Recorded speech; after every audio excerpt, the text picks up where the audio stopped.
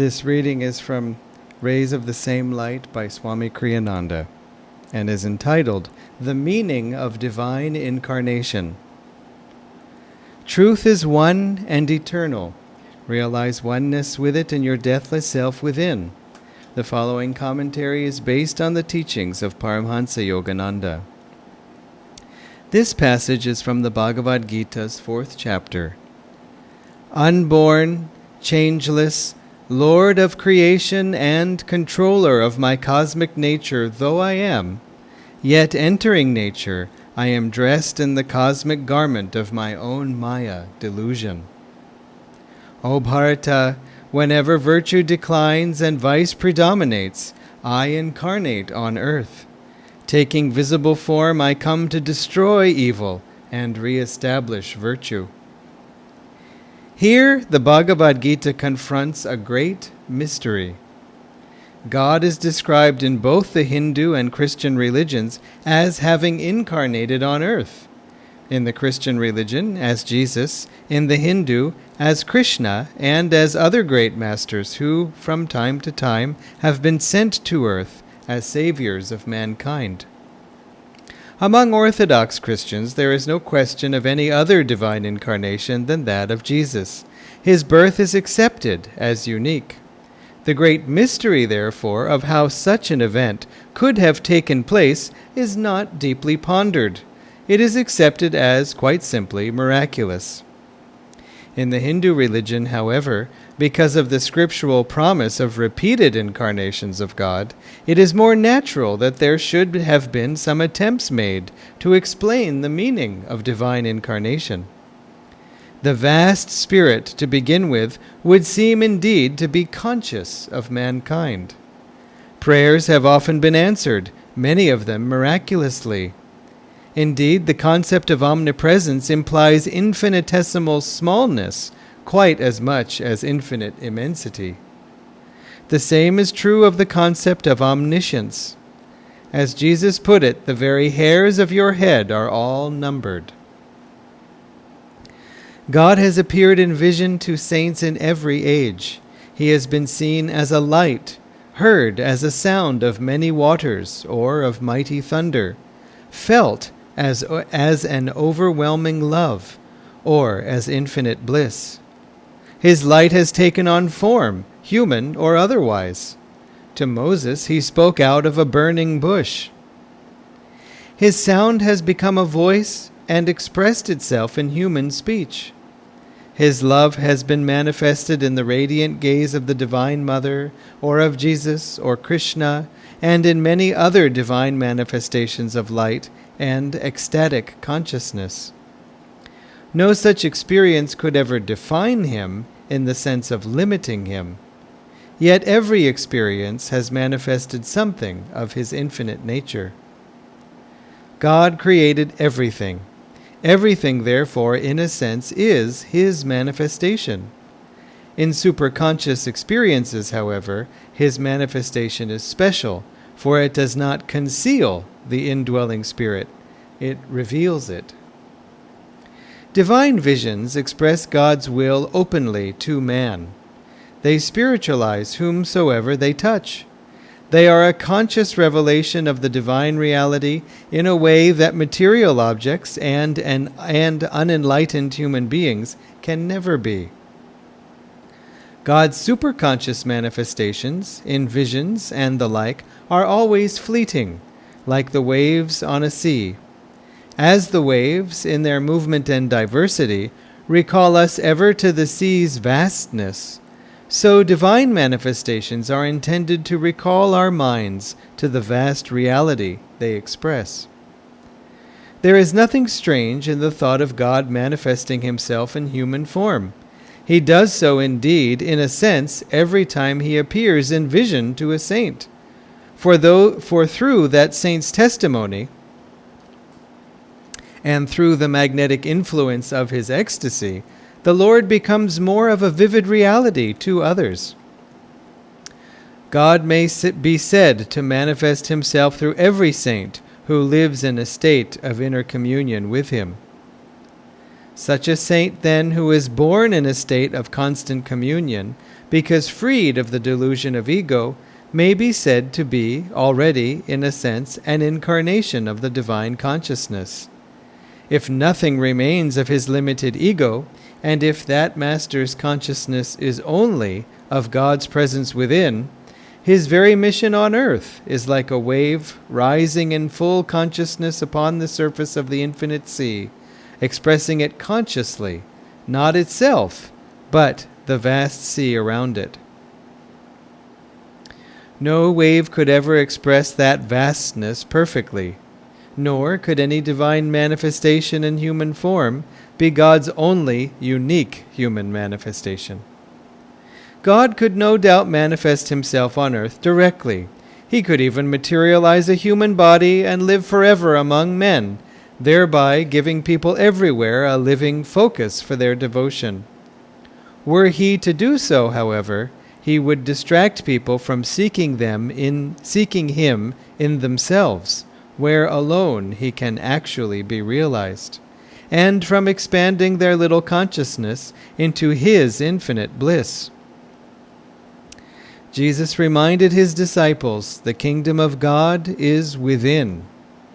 The highest scriptural teachings are ever a reminder of this truth, namely, that God must be sought within man, not outside of him through the senses. No man is God. The wave cannot pretend to be the ocean. The ocean of divine awareness, however, which has become all the waves of physical phenomena, may be said to express itself consciously through those great souls whose consciousness is merged in the Lord. We, too, as devotees, should strive always to, quote, incarnate the divine consciousness in our own lives. Let us live more by inner guidance. Let us strive to be channels of divine inspiration. Let us heed God's call in the soul to seek him, to know him, to merge in him.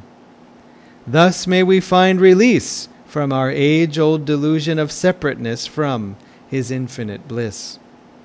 Thus, through Holy Scripture, God has spoken to mankind. Om, Om, Om.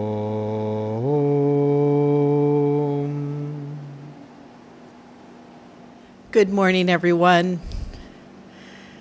So glad you could make it here today and be with us. And it's so nice when we can all come together as a community. We're all doing the best we can on Zoom, aren't we?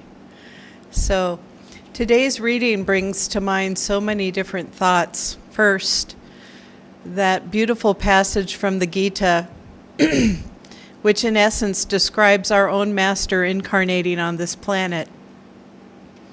Our own Paramahansa Yoganandaji, our Guru, and how he has touched each and every one of our hearts and called us back home through Kriya Yoga.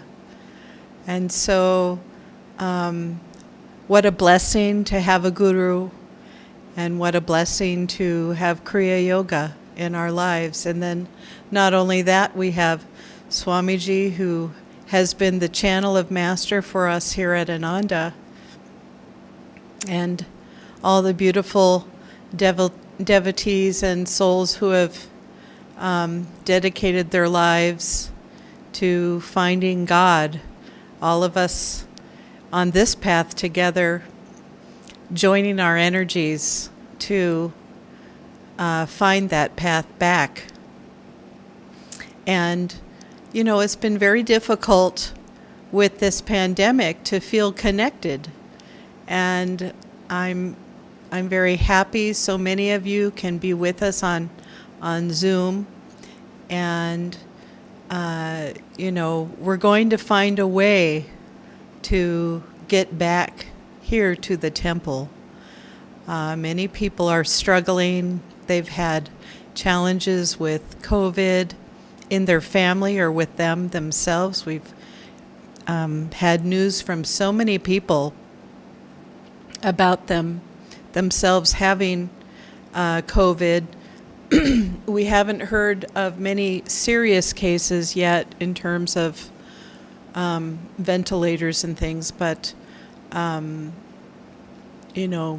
we really pray that this wave is not as serious as it was last year. But in terms of the numbers, we were looking at the numbers the other day. They're reaching similar numbers as to last year. So, but let's hope with so many people vaccinated that there are a lot fewer deaths. That's what we can hope the most. But all these struggles of having to stay at home, I was just contemplating last night how, for those of you who are new, you don't even have the experience of coming to the temple every Sunday for satsang, and I really hope that you can soon. But we have had so much history at this center for the past 8 years of being able to be together through thick and thin. Coming together for satsangs and for events and for supporting member dinners with lasagna. And although we did have a wonderful Divine Mother gift exchange with 120 people who participated. So we're all trying as best we can, but a lot of people are encountering extra restlessness at home now. I've noticed some people seem very restless, even in classes, some people not wanting to turn their camera on. We require it actually in all of the level 1 through 4 classes. Your camera must be on. But in some of the Kriyaban classes, some of the cameras aren't on, and you just wonder what else that person is doing. In one of my earlier classes, someone said, this was earlier, meaning I think it was a level 3 class, someone said, I just have to turn off my camera for a short amount of time. It was like, oh, okay, she must need to do something. And so then when it was her turn to answer a question, she came back on and said, sorry, I had some work to do. And so, that's not really how you learn how to meditate, working during your meditation class. It kind of gets rid of the whole purpose. Anyway, people are having challenges. That's how I took it. Challenges to stay focused, challenges to not get sucked into family dynamics that aren't the most helpful. Master said environment is stronger than willpower. And that's why we've created this environment at Ananda where people can come and kind of be able to go inside. And one of the major takeaways of this reading also is how we don't want to pursue outward worship so much so as inner worship, so much so as inner digging and mining inwardly to find that connection to the divine, that no matter how much we worship outwardly, which really can build devotion in many ways and bring God remembrance, there are purposes for these things. But they're not as strong as an inner life in meditation with the divine. And as people can't come to the center, it's easy to forget that. And it's easy to think, my main purpose is to, outwardly worship. And yes, I meditate a little bit over here on the side. Not to everyone, of course. We have some really strong Kriya yogis. But a lot of people have been struggling. I would say mostly be kind to yourself. Even if you've had ups and downs in your meditation practice, just be kind and just try and get right back up on the horse. It's easy to avoid meditation once the guilt starts coming in. I'm saying this out of experience. And so you can keep thinking, oh, I should be meditating, and you can get kind of twisted up in knots, and then it makes it difficult to meditate. It brings extra restlessness into the meditation. So instead, it's much better to just be forgiving and to say, today I'm meditating, and then you start in again and just forget the past, as Sri Yukteswarji says, just forget the past.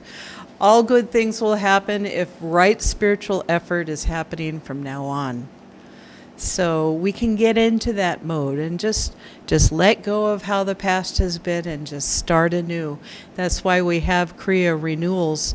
Our next one is going to be in honor of Master's Mahasamadhi in March, and we'll let all the Kriya Bandhs know about that. And so we want to do things that can bring that focus, and what came to mind about that was Swamiji's book, The New Path. And I decided last night to just pick it up and start reading. And I've read that book so many times now, and it always brings me back to a feeling of being in Master's presence. And not only that, a remembrance, similar to what this reading said, to when you're reading that book, you feel like you're in Master's presence, and you also can feel how Master demanded people to go inward.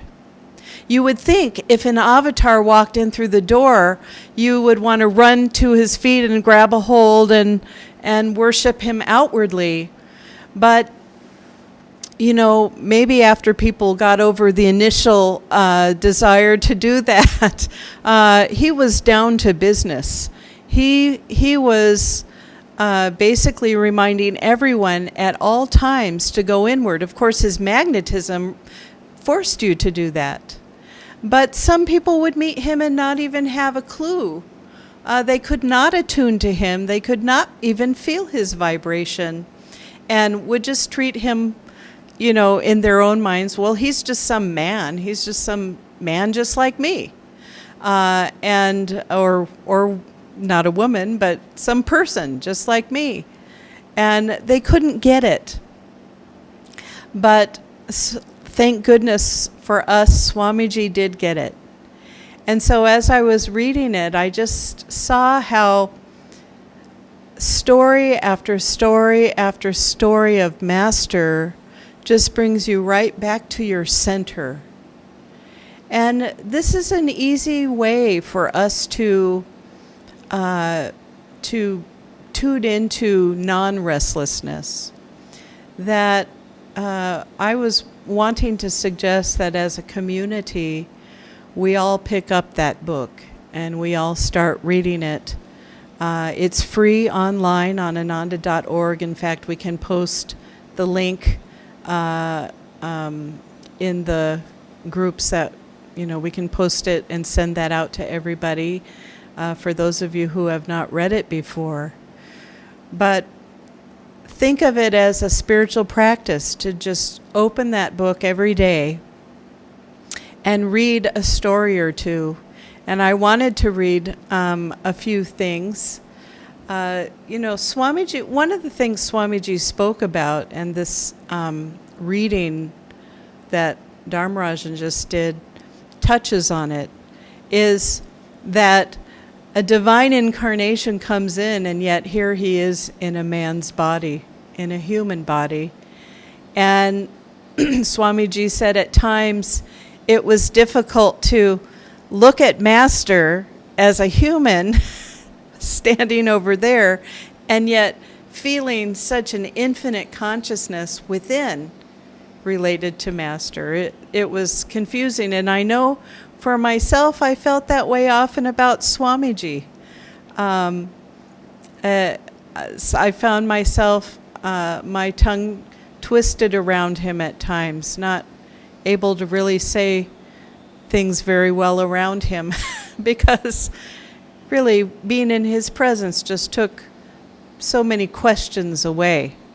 And in my own little world, I might have been feeling turmoil, emotional turmoil, and then suddenly I was in his presence and all the turmoil would go away and I would just feel peace. And so I couldn't ask any questions about my turmoil. and so we know Swamiji mentioned this also about Master being in his presence, took people's questions away. And instead, again, his presence demanded people to go inwardly. His magnetism was so strong going in that just being in his presence helped your energy go in. And this is true even now. So all we have to do to rid ourselves from the restlessness, from the temptation to just outwardly worship, and part of outwardly worship means seeking outward miracles. Someone, I can't remember who it was. I don't mean I would name a name. But someone was saying something about, so, do you guys raise the dead? Do you bring people back from the dead? Because Master did that and Sri Yukteswar did that, and so is that what is done here at Ananda? And the way he was asking the question, it seemed as though it was a test question. Like, okay, if you guys do bring back the dead, then I'm interested in what's going on here. Otherwise, it's just some other spiritual organization. Well, that's outward worship thinking.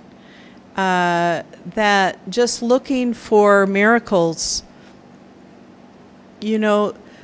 God,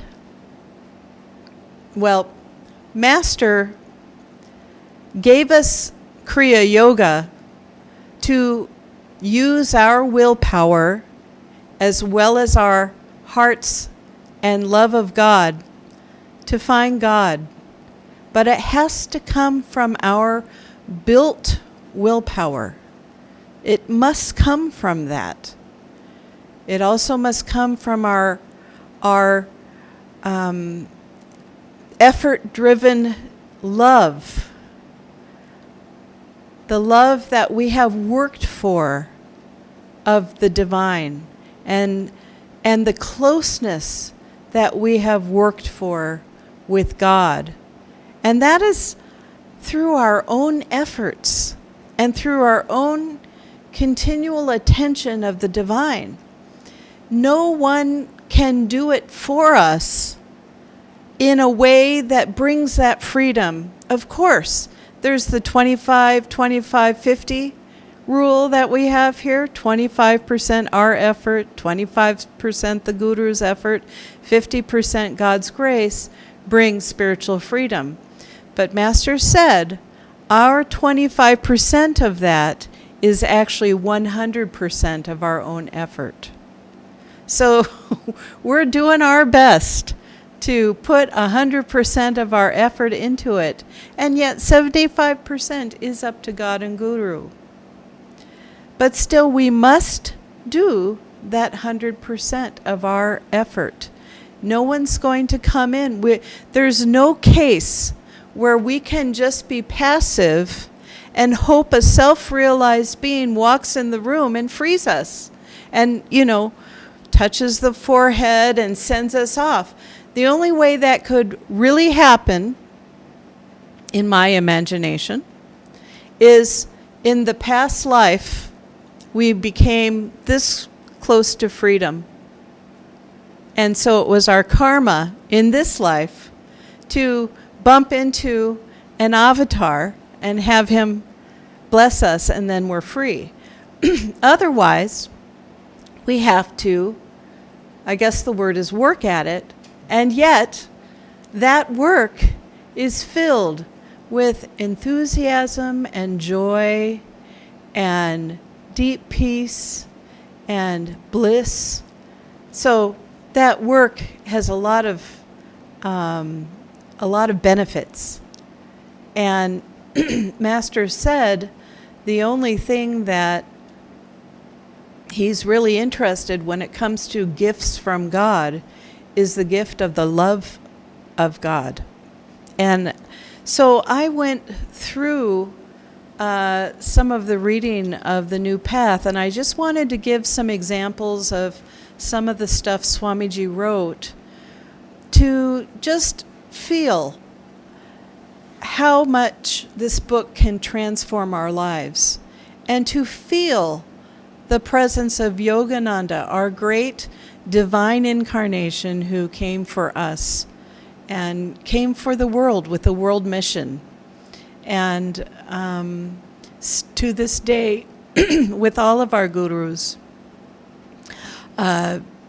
really influences our lives and even the lives of the world in many ways, through some kind of a world guidance, even in ways. So I wanted to just go ahead and read a little bit.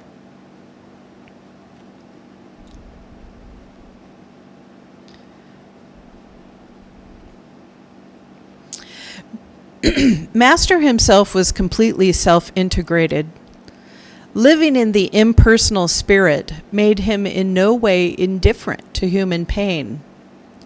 Both levels, the human and the divine, were to him parts of a single reality, the human part being merely its limited outward manifestation. He didn't want us to ignore the human aspect, for it was this which drew us toward the divine. I remember one occasion when he was standing with a small group of us about 2 yards away from me. The thought came, he isn't really standing here with us. He is inside me. In essence, he is infinite. Just then, Master walked over to me with a quiet smile and gave me an apple. He was implying, don't be so sternly philosophical that you reject the human aspect of our relationship.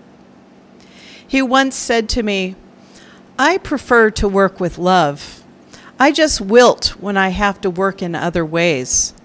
I myself noted, whenever he scolded me, a deep regret in his eyes at the lack of understanding on my part that he had made his reprimand necessary. He assured us, however, I scold only those who listen. I won't scold those who don't. It wasn't that he couldn't relate to us on a human level. Rather, it was that for those who wanted the most precious gift that he had to bestow, the knowledge of God, he knew he had to destroy our every egoic attachment. You can see how being around Master, he was saying, relate to me as a human, and relate to me, as Master said, it's the human aspect that draws us to the divine. This is why we have a guru. This is why we don't get to the divine all on our own.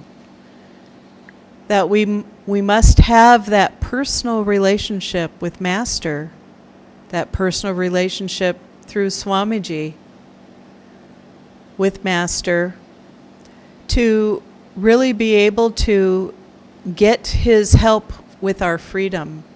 And that means consciously calling to him as often as possible, asking for guidance in every way for decisions in life, for intuition. And if we're reading the New Path, it immediately puts you in touch with Master's presence.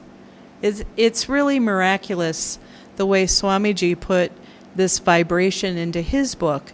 We often talk about the vibration of Autobiography of a Yogi, and Master told Swamiji, I put my vibrations into that book. Well, Swamiji put Master's vibrations into the New Path as well. And so with every even short story, you can see how it immediately turns you in and wants to seek God more. So let's find and pick up the new path and start reading. I'm going to do a little bit more. And as I read, you want to actively listen. And that means to not just passively sit there and think, oh, that's a nice story, but to sit up straight, close your eyes, listen, be in a semi-meditative state, allow the energy to rise up the spine, and really tune in and feel as though this experience is also yours, or what vibration is trying to permeate into you from this story. This is Swamiji taught us how to do this. Okay, here's another great one. Swamiji wrote, "The more I attuned myself to Master, the more deeply I came to appreciate the transcendent beauty of his inner friendship. It was a communion that needed no outward proximity for confirmation. Blessed with it, one even rejoiced when others endeavored to set themselves higher than oneself in the Guru's esteem, for one knew that egoic approval had nothing to do with that inner attunement." And then another quote, "The closer we drew to him spiritually, the less he sought to teach us by words. I prefer to speak with the eyes," he once told me. He never wanted to impose his instructions on us from without. His method of teaching was, rather, to help us dig wells of intuitive insight within ourselves. The closer we felt to him, the closer we came to knowing our own true self, the God within us. And here's another one. "Divine Mother once said to me," Master said, "those to whom I give too much, I do not give myself." Master was explaining to us the difference between joyful acceptance of divine favors vouchsafed by God as a sign of his love and as a desire for the favors themselves. This is related to what I was talking about, seeking miracles. "Seek God for himself," he told us, "not for any gift that he might give you." Unlike many proponents of spiritual new thought, who equate progress with the ability to manifest increasingly material abundance, Paramahansa Yogananda taught us that the true test of spirituality is indifference to everything except God's love. To the sincere devotee, he said, God's lesser gifts are meaningful in one sense only, as demonstrations of his love.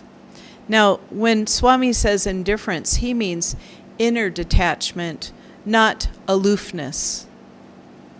A touching episode illustrative of this teaching occurred 2 or 3 years after I entered the work.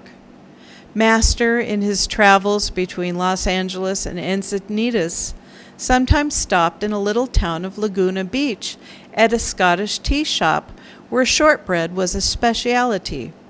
One day, going there for this delicacy, he sent Anandamata in. She returned to report that the last batch had been sold. Surprised, Master prayed, "Divine Mother, how come?" It wasn't that he was disappointed.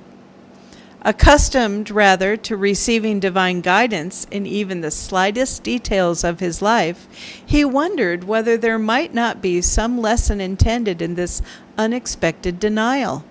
All at once, he saw a shaft of light shine down upon the little shop.